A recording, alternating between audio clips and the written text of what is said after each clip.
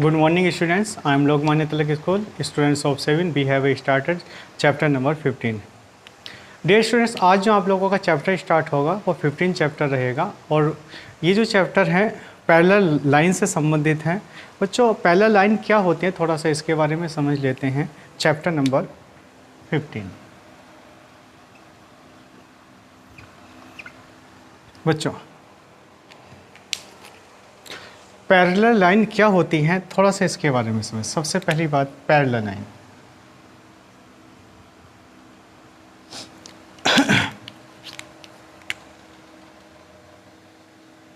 Parallel line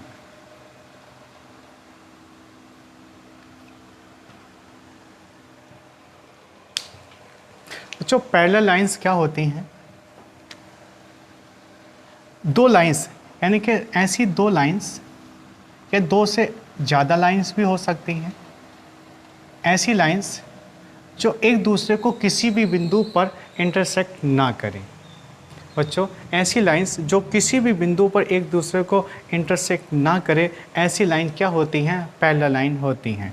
जैसे अगर हमारी जैसे पहली लाइन है, आप यहाँ से अगर कहने लगे पहली लाइन है L1, दूसरी लाइन है L2, मान के चलिएगा तीसरी लाइन है L3, चौथी लाइन है L4। तो जितनी भी ये लाइंस हैं अगर एक दूसरे को इंटरसेक्ट नहीं कर रही हैं तो सब की सब लाइन जो रहेंगी वो पैरेलल लाइन रहेंगी। आप लोग समझ पा रहे हैं कि जितनी भी लाइंस हैं अगर किसी भी बिंदु पर एक दूसरे को इंटरसेक्ट नहीं कर रही हैं तो सभी के सभी लाइन दोनों यानी कि सभी के सभी लाइन कैसी लाइन रहेंगी? पैरेलल लाइन रहेंगी। बच्चों कहने का यहाँ से क्या मतलब होता है कि जैसे मान के चलिएगा दो लाइंस हैं और दो लाइंस के किसी भी पॉइंट पर अगर डिस्टेंस की अगर हम बात करें, किसी भी पॉइंट पर डिस्टेंस की अगर हम बात करें तो जैसे A पॉइंट से लेकर B पॉइंट हो, C पॉइंट से लेकर D पॉइंट तक हो, डिस्टेंस हमेशा क्या होता है? इक्वल होता है।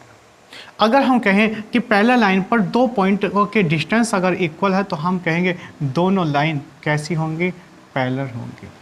आप लोग समझ रहे हैं कि दो लाइंस के अगर हम किसी भी पॉइंट से अगर डिस्टेंस देखने लगे, डिस्टेंस अगर इक्वल होती है तो इक्वल डिस्टेंस के आधार पर हम कहेंगे कि दोनों लाइनें कैसी होंगी? पैरेलल लाइन होंगी।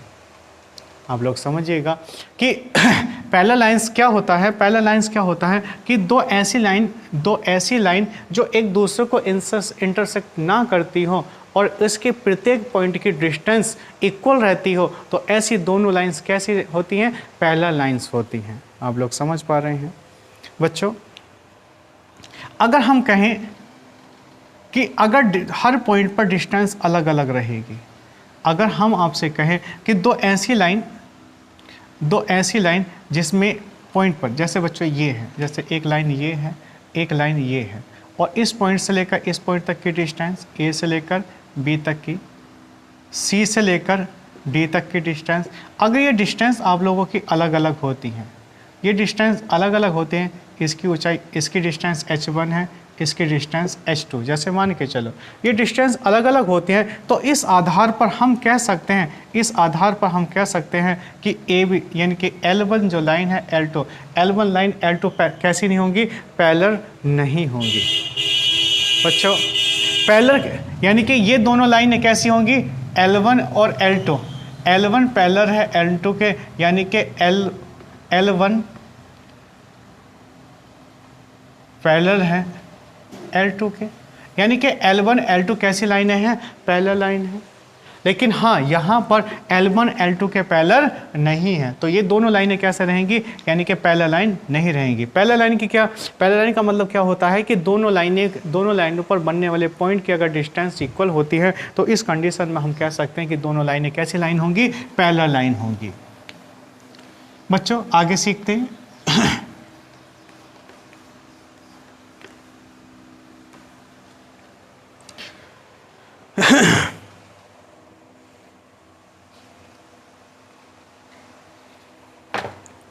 डियर स्टूडेंट आइए सीखते हैं। डियर अगर किसी भी पैरेलल लाइन के अकॉर्डिंग अगर दो पैरेलल लाइनों को एक लाइन ट्रांसफर लाइन अगर खींची जाए तो उस कंडीशन के आधार पर हम समझ लेते हैं कि हमारी किस तरीके की प्रॉपर्टी या थ्योरम्स बनेगी। थोड़ा सा आइए सीखने की कोशिश करते हैं। डियर स्टूडेंट, जैसे दो पैरेलल लाइन हैं, थ्योरम्स हैं,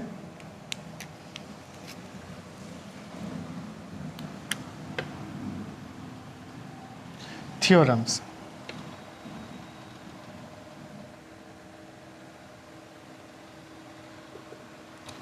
थ्योरम्स, थ्योरम्स।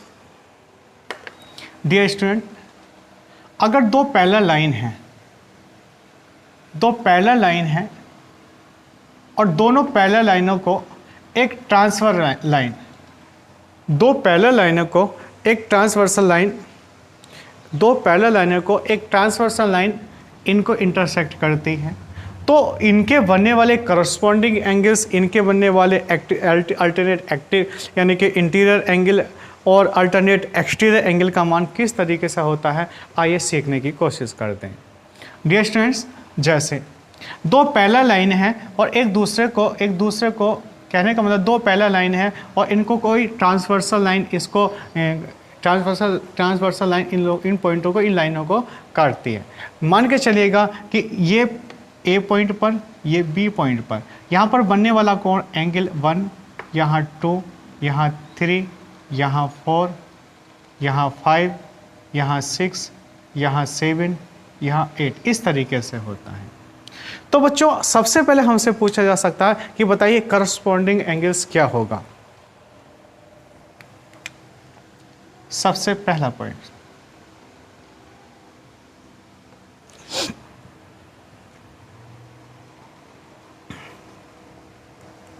सबसे पहले पूछा जा सकता है करस्पॉन्डिंग एंगल्स का मान क्या होगा। बच्चों, अगर हमारी इस तरीके से दो पैरेलल लाइनों को एक ट्रांसवर्सल लाइन एक दूसरे को यानी कि इंटरसेक्ट करती है, तो इस कंडीशन में करस्पॉन्डिंग एंगल्स का जो मान होगा वो करस्पॉन्डिंग एंगल्स कौन कौन से होंगे। बच्चों, करस्पॉन्डिंग एंगल्स कौन कौन से होते हैं थोड़ा सा समझने की कोशिश करते हैं। जैसे बच्चों, ये करस्पॉन्डिंग एंगल्स कौन कौन से होते हैं, यानी कि जैसी स्थिति, यानी कि एंगल्स की एक जैसी स्थिति, कौन कौन से एंगल्स होंगे जिनकी एक जैसी स्थिति होगी। जैसे बच्चों, हम एंगल्स 1 की अगर हम बात करने लगे तो एंगल्स 1 जो है एंगल 5 की तरीके से लग रहा है, एंगल 2 जो है वो एंगल 6 की तरीके से लग रहा है, एंगल 4 जो है एंगल 8 की तरीके से लग रहा है। देखो बच्चों, जैसे मान के चलेगा यहाँ पर इतना एंगल ये बन रहा, उसी तरीके से 5 में भी बन रहा है। तो जिसकी स्थिति एक जैसी होती है उस स्थिति के अकॉर्डिंग हम कहेंगे दोनों करस्पॉन्डिंग एंगल्स एक दूसरे के क्या होंगे, इक्वल होंगे। दो पैरेलल लाइंस को जब एक ट्रांसवर्सल लाइन इंटरसेक्ट करती है तो उसके करस्पॉन्डिंग एंगल्स आपस में क्या हो जाते हैं, इक्वल हो जाते हैं, यानी कि बराबर हो जाते हैं। जैसे बच्चों, हम यहाँ से कहेंगे कि एंगल 1 जो रहेगा इसका करस्पॉन्डिंग एंगल्स कौन सा रहेगा, एंगल 5। एंगल 1 का करस्पॉन्डिंग एंगल्स कौन सा रहेगा, एंगल 5 रहेगा। एंगल 2 का करस्पॉन्डिंग एंगल्स कौन सा रहेगा, एंगल 6 रहेगा। उसी आधार पर अगर हम आपसे कहने लगे एंगल 3 का करस्पॉन्डिंग एंगल्स कौन सा होना चाहिए, एंगल 7 होना चाहिए, बोलो हाँ या नहीं। उसी आधार पर एंगल 4 का करस्पॉन्डिंग एंगल्स कौन सा होना चाहिए, एंगल 8 होना चाहिए। तो बच्चों, हमने यहाँ पर क्या सीखा कि करस्पॉन्डिंग एंगल्स कैसे निकाले जाते हैं, कि स्थिति के आधार पर दोनों जिन एंगल्स का मान एक दूसरे के इक्वल होता है उसके अकॉर्डिंग आप लोगों के करस्पॉन्डिंग एंगल का मान कितना रहेगा, इक्वल रहेगा। जैसे दो पैरेलल लाइन को एक लाइन ट्रांसवर्सल लाइन, यानी कि एक लाइन ट्रांसवर्सल लाइन होती है और ट्रांसवर्सल लाइन के आधार पर उसके करस्पॉन्डिंग एंगल्स आपस में क्या हो जाते हैं, करस्पॉन्डिंग एंगल आपस में क्या हो जाते हैं, इक्वल हो जाते हैं। आप लोग समझ पा रहे हैं कि ट्रांसवर्सल लाइन का जो मान रहेगा, ट्रांसवर्सल लाइन के अकॉर्डिंग करस्पॉन्डिंग जो एंगल्स रहेंगे वो आपस में क्या रहेंगे, इक्वल रहेंगे। बच्चों, आगे फिर सीखते हैं।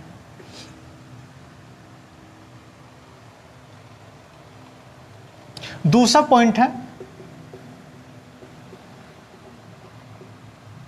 Alternate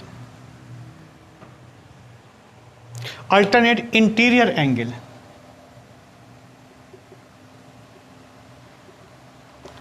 alternate interior angle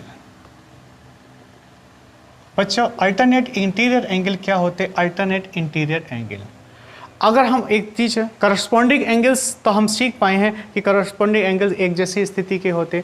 alternate interior angle क्या होता बच्चों? आइए इसको सीखने की कोशिश करते हैं।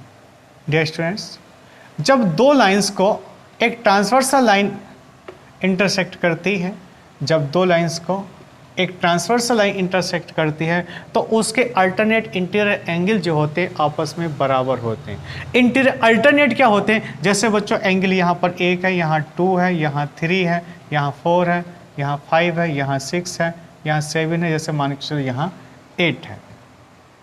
तो अल्टरनेट इंटीरियर का मतलब अंतर यानी कि अंदर की ओर, तो अंदर की ओर यानी कि एक दूसरे के इंटीरियर एंगल। बच्चों जैसे एंगल 3 है, इंटीरियर एंगल 3 का क्या होगा? एंगल 5 होगा, और एंगल 4 का इंटीरियर क्या होगा? एंगल 6 होगा। ये एंगल इंटीरियर एंगल आपस में क्या है? अल्टरनेट इंटीरियर एंगल क्या होते हैं? आपस में बराबर हो जाते हैं।